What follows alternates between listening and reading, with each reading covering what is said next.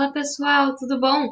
Meu nome é Carolina Machuca, eu sou estudante da Universidade Tecnológica Federal do Paraná e nesse semestre eu estou prestando apoio ao corpo docente junto ao professor Marcos Brown na disciplina de Física 2. E por aqui a gente vai resolver exercícios relacionados a ondas, movimentos harmônicos e termodinâmica, além das nossas aulas de Google Colab sobre montagem de gráficos, sobre a ferramenta também. Então, bora lá para a aula de hoje! E o tema da aula de hoje são os recursos básicos do Python. Então, vamos ver o que a gente vai abordar nessa aula 2. Primeiro, a gente vai ver sobre o download e edição de um notebook, que é o principal para a gente começar a trabalhar com essa ferramenta. Também vamos passar por variáveis e strings, além das listas, que são recursos da linguagem de programação que é importante aprender se a gente quiser ter um entendimento real da montagem de gráficos. É claro que na montagem de gráficos não precisa saber todos os termos, e o bacana do Colab é que você pode copiar esses termos e colar no seu notebook e ver a magia acontecendo da programação. E por fim, nós vamos ver sobre módulos e bibliotecas e a diferença entre esses dois. Então, vamos para a prática de download e edição de um notebook. Então, vamos lá. Agora a gente vai fazer o download do notebook que a gente está criando ali para usar como base. E o interessante disso é porque assim você consegue trabalhar à vontade com ele e praticar bastante, que é só assim que a gente aprende, praticando. Então, abre o link ali do nosso notebook. Ele vai carregar e vai estar aqui. Aí você só vai ter que vir em arquivo, em salvar uma cópia no Drive. Ele está criando a cópia aqui. E pronto. Tá feita a nossa cópia aqui do notebook. E aqui ele sai exatamente igual e você pode praticar como você quiser.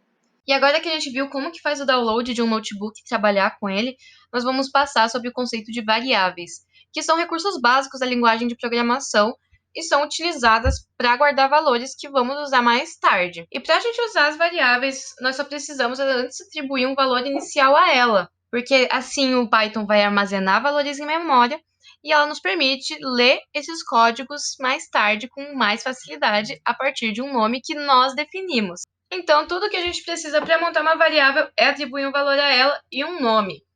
Vamos praticar aqui um pouquinho para ver como que funciona isso na prática. Aqui a gente está com o notebook aberto.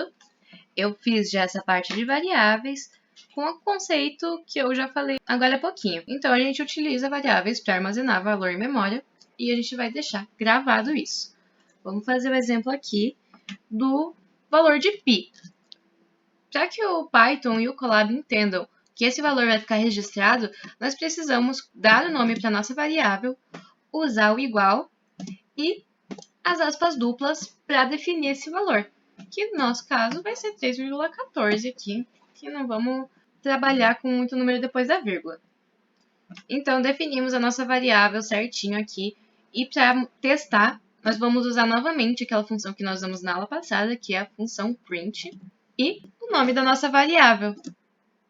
Clicando no Shift Enter, nós temos que o Python retorna a nossa variável 3,14, que é o que a gente definiu antes. Belezinha? E a gente pode continuar fazendo mais exemplos de variáveis aqui. Por exemplo, meu nome é igual a Carol. Mais uma vez, vamos usar o print e colocamos aqui o nome dessa outra variável. Meu nome. Shift Enter, ele devolve esse valor. Sacaram a ideia? Que nós colocamos um valor de entrada e toda vez que nós formos utilizar esse valor, nós vamos usar o nome que a gente deu para essa variável. Belezinha? E agora que a gente já sabe o que é variáveis, nós avançamos para as strings, que basicamente são sequências de caracteres que nós colocamos entre aspas. É um recurso muito básico do Python, que a gente pode explorar de diversas formas. Uma delas é achar o índice desses caracteres, que quer dizer a posição numérica deles, dada uma ordem que eles são estabelecidos. Então, caso você queira obter a posição de um caractere da string, basta acessar o índice dessa variável que a gente vai ver na prática como fazer. E além disso, as nossas strings são variáveis de texto e usamos principalmente para gravar essas informações, como o nome de uma pessoa ou marca de roupa, por exemplo. O Python permite que a gente forme string com um par de aspas simples ou duplas, mas sempre é muito importante a presença delas, porque senão não vai dar certo. Então, vamos lá para a prática. Mais uma vez, a gente vem aqui para o notebook e vamos definir duas strings. Primeiro, vamos fazer uma string com o nome Minha Universidade. E a nossa universidade é a nossa queridíssima UTF-PR. E a minha segunda variável vai se chamar Onde Estudo. E eu vou colocar aqui Eu Estudo na... E a gente vai ver o que vai acontecer aqui. Shift Enter para ver se está tudo bem. Podemos seguir em frente. Então, para a gente acessar... E agora sobre o índice que eu comentei ali nos slides. Para a gente acessar um valor dentro de uma string, nós usamos o conceito de índice, que é a ordem numérica dos caracteres. E para isso, eu gosto de vir na string original, usar o hashtag e só para de forma da gente se orientar, enumerar essas nossas letras. Então, o 0 vai ser o U, o T vai ser o 1, o F, o 2, o P, o 3 e o R, o 4. E agora nós vamos descobrir qual que é o caractere que está localizado no índice 1. Lembrando que nós temos o início da cadeia em string no 0. Então, a gente faz a contagem a partir de 0 sempre. Vamos usar a nossa função print, colocar a variável que nós estamos analisando, minha universidade, e entre colchetes nós vamos colocar o número que representa a ordem do caractere de interesse. Então, eu quero saber qual que é o caractere que está localizado na posição 1. Fiz a função print, coloquei na variável, posição 1, Shift Enter. Nós temos que é o T que está nessa posição. Belezinha? Seguindo aqui em frente, nós vamos para o conceito, enfim, de concatenação. E concatenação nada mais é do que a soma de dois valores textuais. E para fazer essa concatenação entre strings, é necessário usar o sinal de adição. Vamos ver como que fica aqui na prática.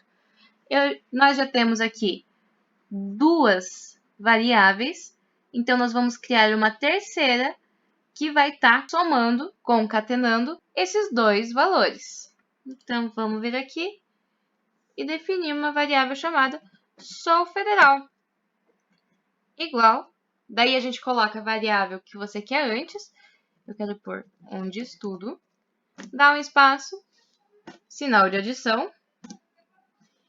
Coloca as aspas e entre essas aspas coloca um espaço. Para que ele entenda que tem um espaço entre a primeira variável e a segunda e não ficar tudo junto. Mais um sinal de mais. E a nossa segunda variável, que é minha universidade. Aqui, então, definimos a terceira variável. E se utilizarmos a função print de novo, de sou federal, ele vai imprimir a nossa frase concatenada. Show de bola, né? Então, aqui nesse exemplo, a gente montou duas strings. Nós também vimos o que é o índice e acessamos o índice. E concatenamos também. E concatenar, lembrando, é juntar duas informações textuais ou mais, transformar tudo isso em apenas uma variável. E agora a gente começa a se aproximar mais do que nós vamos usar na montagem de gráficos e vamos falar sobre listas, que é um conjunto de dados que possuem valores indexados a partir de 0. E cada valor na lista também é identificado por um índice. Os valores que formam as listas são chamados elementos. E para criar uma lista, basta envolver seus valores por colchetes. E como vocês devem ter notado, listas são similares a strings. No entanto, a diferença entre elas é que uma lista ela pode ser de diferentes tipos textuais ou numéricos. E até podemos misturar esses tipos. Então vamos deixar mais claro aqui na nossa prática de listas. Para começar o nosso exemplo, nós vamos fazer um exemplo de lista com valor numérico, que é bem clássico. Então, vamos colocar lista de números. Então, vamos pôr aqui números, que vai ser o nome dela, igual, põe colchetes e coloca a lista de números que você quiser. E eu vou pôr aqui os números ímpares. 1, 3, 5, 7, 9, 11. Mas também podemos ter listas E também podemos fazer listas de palavras. Vamos fazer uma listinha aqui só com palavras. O nome dessa variável vai ser palavras, igual. Abre o colchetes e sempre as palavras devem estar entre as aspas, beleza? Uva, maçã e morango. Damos nosso Shift Enter e temos aqui a nossa lista apenas com palavras. E agora aquela lista mista que eu falei ali nos slides. É bem tranquilo também. Vamos colocar aqui. Aqui nós colocamos salada de frutas, já que está tudo misturado. Abre novamente o colchetes e aqui a gente pode colocar esses valores numéricos e textuais intercalados da forma que a gente quiser. Vou por aqui o 2, o 5, vou por a palavra random, colocar aqui mais um número, 19. E temos aqui uma lista mista armazenando vários valorezinhos aqui diferentes. Ok, pessoal?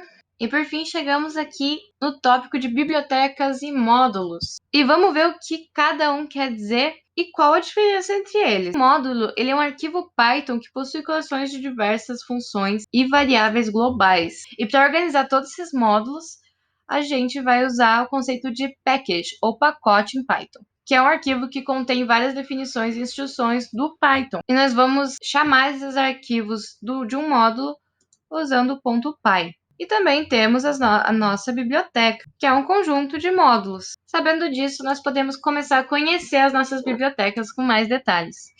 E no Python existe uma biblioteca muito bacana, que é para criar gráficos, chamada Matplotlib, e ela vai trazer várias ferramentas gráficas para a gente.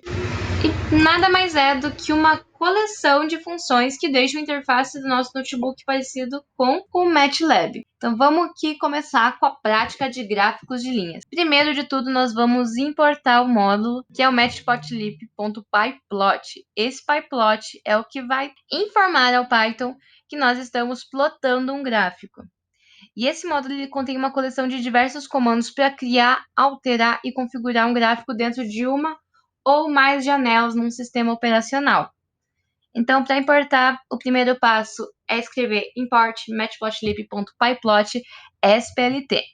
Esse PLT é o apelido que nós vamos chamar o módulo. É uma convenção. O segundo passo é definir uma lista para um eixo X e um eixo Y, considerando a construção de um gráfico de um eixo cartesiano. Então, aqui temos a lista X e a lista Y. E o terceiro passo é usar o comando para plotar essas nossas listas X e Y dentro de um eixo cartesiano. E o comando que nós vamos usar é plt.plot, que fica com essa carinha ali que a gente já vai treinar. E o quarto passo é utilizar o plt.show, que vai nos mostrar o gráfico construído e bonitinho. E agora, finalmente, a gente chegou na plotagem de gráficos e hoje vamos fazer um gráfico de linha simples, só para pegar mais o conceito. E para montar o gráfico, que nem eu disse, nós vamos seguir alguns passos. Primeiro, importar a biblioteca, que nem está no nosso print. Então, nós vamos vir aqui e digitar import matplotlib.pyplot splt, que é o apelido que nós estamos chamando. Segundo passo é fazer duas listas, uma para o eixo Y e outra para o eixo X. Então, vamos lá. O nosso X vai ser igual a 1, 2, 3, 4, 5, 6, 7, 8, 9. E o nosso Y vai ser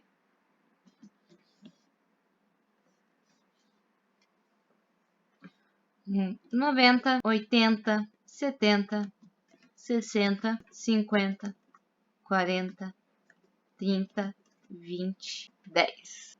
Temos nossas duas listas aqui. E agora é só usar o comando do plot para visualizar o gráfico.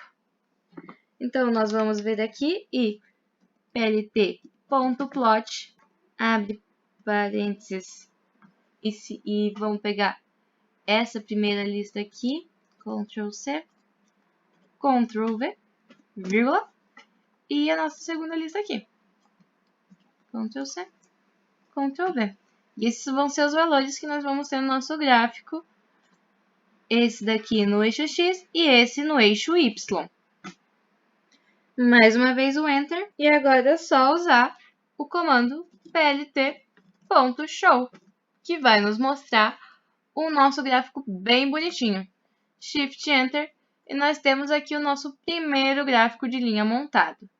E aqui, se vocês verem, cada elemento são os elementos dessas nossas listas aqui. Mas esse gráfico está muito sem graça, né? A gente pode também adicionar um título. E para adicionar o título é bem tranquilo também, sempre usando o comandinho plt.title, que é o nosso título. Entre parênteses, abre aspas, e vamos colocar aqui gráfico de linha. Já apareceu aqui o título do nosso gráfico.